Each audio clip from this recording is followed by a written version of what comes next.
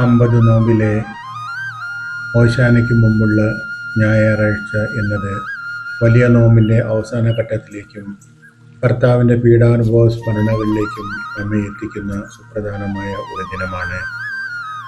ഈ ഞായറാഴ്ചയിലെ സുവിശേഷ ചിന്തകൾ പ്രധാനമായും വിരൽ ചൂണ്ടുന്നത് ക്രിസ്തുവിൻ്റെ വരാനിരിക്കുന്ന ബലിയെയും പുനരുത്ഥാനത്തെയുമാണ്.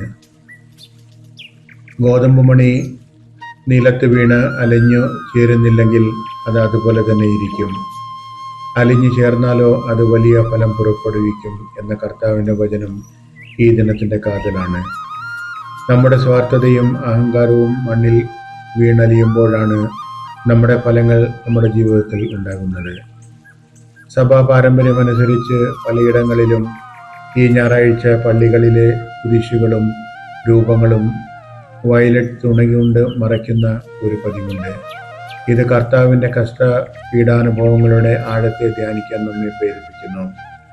ബാഹ്യമായ കാഴ്ചകളിൽ നിന്ന് മാറി ആന്തരികമായ പ്രാർത്ഥനയിലേക്ക് ശ്രദ്ധ തിരിക്കാൻ ഇത് നമ്മെ സഹായിക്കുന്നു.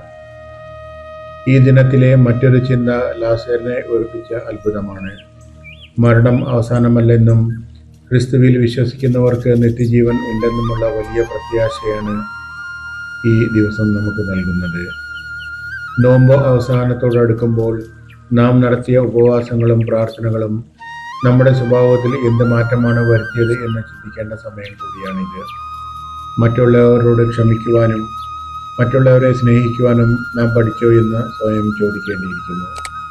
കാരുണ്യവാനായ കർത്താവേ, ഈ നോമ്പ് കാലത്തിൻ്റെ ഈ 5-ാം ഞായറാഴ്ചയിലേക്ക് ഞങ്ങൾ അങ്ങയുടെ സാന്നിധ്യത്തിൽ അണയുകയാണ്.